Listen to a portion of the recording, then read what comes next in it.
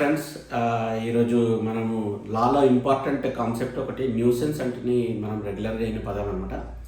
Nuisance అనే పదంని మనం nuisance అంటే ఏంది అనేది ఈరోజు తెలుసుకోకపోతున్నాం అనమాట.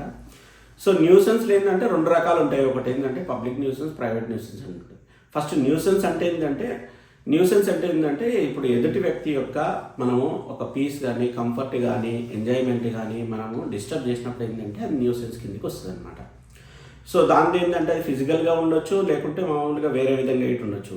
ఏ విధంగా అంటే మనము ఎక్కువ సౌండ్ పెట్టడం వల్ల, ఇప్పుడు సపోజ్ నా ఇంట్లో నేను పెద్ద న్యూసెన్స్ ఒక పెద్ద సౌండ్ బాక్స్ పెట్టేసి నేను ఇతరులకు న్యూసెన్స్ క్రియేట్ చేస్తున్నాను, ఎందుకంటే వాళ్ళ పీస్కి అనేది డిస్టర్బ్ చేస్తున్నా.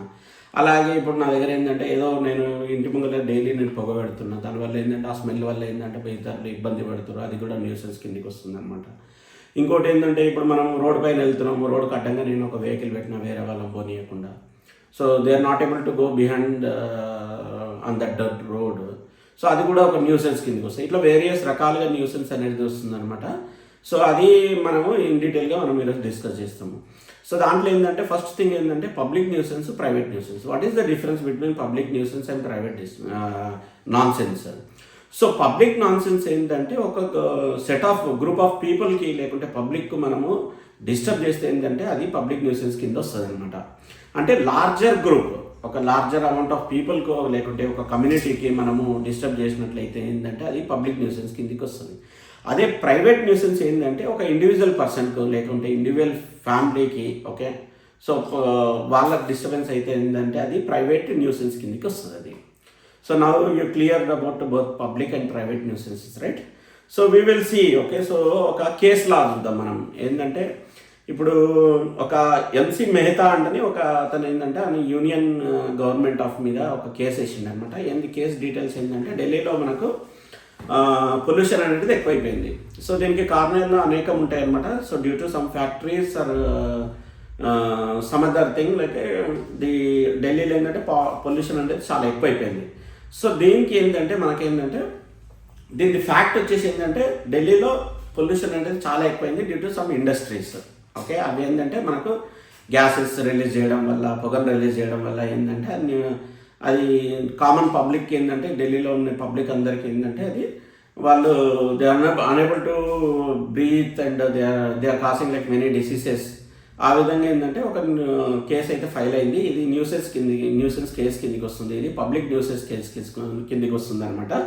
సో దీంట్లో ఏంటంటే మనము లీగల్ ప్రిన్సిపల్ ఏంటంటే కోర్టు ఏం చేసిందంటే, so anything like which is affecting to public nuisance, public right which will comes under public nuisance.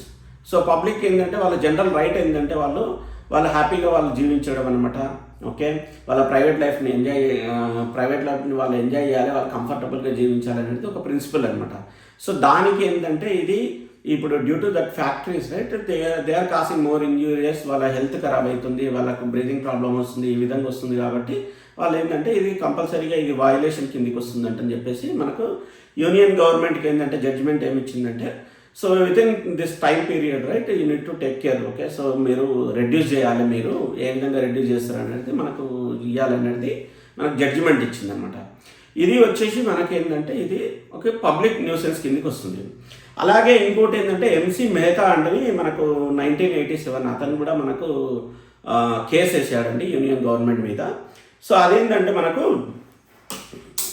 1 second. So మనకు ఇంకో న్యూస్లో ఏంటంటే మనకు కేకే వర్మ అంటని అతను కూడా యూనియన్ గవర్నమెంట్ మీద 1983లో కేసు వేసిండండి. ఇదేంటంటే మనకేంటంటే ఒక విలేజ్ కింద మనకేంటంటే దాని పక్కన కన్స్ట్రక్షన్ జరుగుతుందండి. సో ఫ్యాక్టరీ అనేది కొత్తగా ఎస్టాబ్లిష్ చేస్తారు అనమాట. ఆ ఫ్యాక్టరీ వల్ల ఏంటంటే మనకు లాట్ ఆఫ్ పొల్యూషన్ అనేది వస్తుంది అనమాట. గ్యాస్, స్మోక్, అదేంటంటే డేంజరస్ గ్యాస్, స్మోక్ అనేది రిలీజ్ అవుతుంది అనమాట. అతను ఏమన్నా అంటే ఈ కంపెనీని అనేది స్టాప్ చేయండి, ఎందుకంటే it is affecting to that village అన్నట్లు కేసు వేసాడనమాట. సో ఇప్పుడు మనకి ఇది వచ్చేసి మనకు ఫ్యాక్ట్ అనమాట. ఫ్యాక్ట్ ఏంటంటే మనకు ఈ కంపెనీ ఎస్టాబ్లిష్ అయ్యడం వల్ల ఏమవుతుందంటే మనకు ఇటువంటి హార్మ్ఫుల్ గ్యాసెస్ ప్లస్ మనకు రిలీజ్ అయ్యడం వల్ల ఏంటంటే మనకు చుట్టుపక్కల ఉన్న విలేజ్ వాళ్ళకి ఏంటంటే హెల్త్ అనేది డ్యామేజ్ జరుగుతుంది అనేది వస్తుందన్నమాట. సో దానికి అనేది మనకు ఏ విధంగా ప్రొడ్యూస్ చేస్తారనేది అది సెకండరీ థింగ్. కాకపోతే ఏంటంటే దీంట్లో ఏంటంటే మనకు లీగల్ ప్రిన్సిపల్ ఏంటంటే జడ్జి గారు ఏంటంటే because of this this factory, if they establish the factory, right, so it is going to release so and so gases. Okay, so gases release చేస్తే అట్లా స్మోక్ రిలీజ్ చేస్తుంది. దానివల్ల ఏంటంటే మనకు కంపల్సరీగా పబ్లిక్ అనేది ఎఫెక్ట్ అవుతుంది. సో దీనికి ఏంటంటే మనకు అవుట్కమ్ లాస్ట్కి జడ్జిమెంట్ ఏమి ఇచ్చిందంటే, సో గవర్నమెంట్కి ఆర్డర్ ఇచ్చారనమాట. సో ఈ గ్యాసెస్ రెడ్యూస్ చేయడానికి మీరు ఏ విధంగా ప్రికాషన్స్ తీసుకుంటారు, ఇన్ కేస్ మీరు ఈ ఫ్యాక్టరీని వేరే దగ్గర మూవ్ చేయాలంటే ఏమేమి ఉంటాయి అనేది మనకు ఆప్షన్స్ చూడమంటని మనకు జడ్జిమెంట్ అయితే ఇచ్చింది.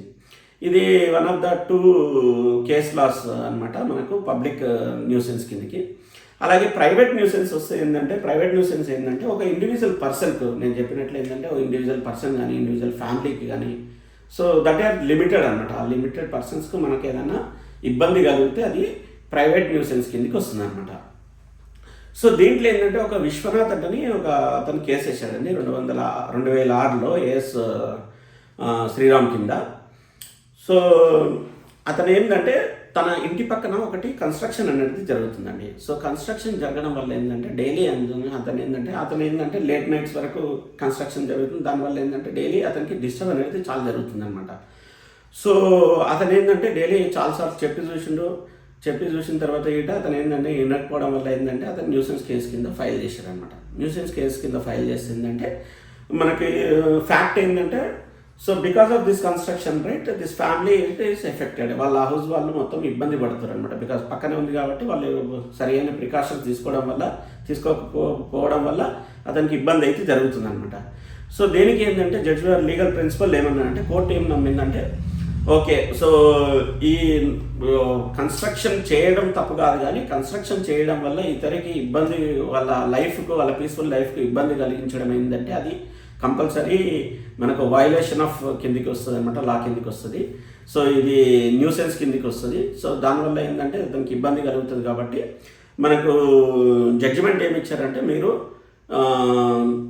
ఇతరులకు ఇబ్బంది కలగకుండా ఏమేమి ప్రికాషన్ తీసుకుంటారో చెప్పండి, దాని ద్వారా మీరు కన్స్ట్రక్షన్ అనేది చేసుకోవాలి, అప్పటి వరకు మీరు కరెక్ట్ ఉండాలి అన్నట్లు మనకు జడ్జిమెంట్ అయితే వచ్చిందనమాట. సో ఈ విధంగా ఏంటంటే మనకు వేరియస్ న్యూసెన్స్ కేసెస్ ఉంటాయండి. ఓన్లీ ఇది ఒకటే కాదు, మనకు మల్టిపుల్ న్యూసెన్సెస్ ఉంటాయి అన్నమాట. సో ఇతరులకి ఎవరికి ఇబ్బంది కలగకుండా మనం చేసుకోవాలంటే మనం కోరుకుంటున్నాం అనమాట. సో ఇంతే ఫ్రెండ్స్, మనకు న్యూసెన్స్ అనేది సింపుల్ థింగ్ అనమాట. కాకపోతే ఏంటంటే ఇది మనకు న్యూసెన్స్లో మనకు క్రిమినల్ యాక్టివిటీస్ ఏమైనా ఇన్వాల్వ్ అయితే మాత్రం ఇది వేరే సెక్షన్ల కిందకి వస్తుంది. అప్పటి వరకు ఏంటంటే న్యూసెన్స్ అనేది మనకు పిటి కేసు కిందకి వస్తుంది. Okay friends, thank you bye.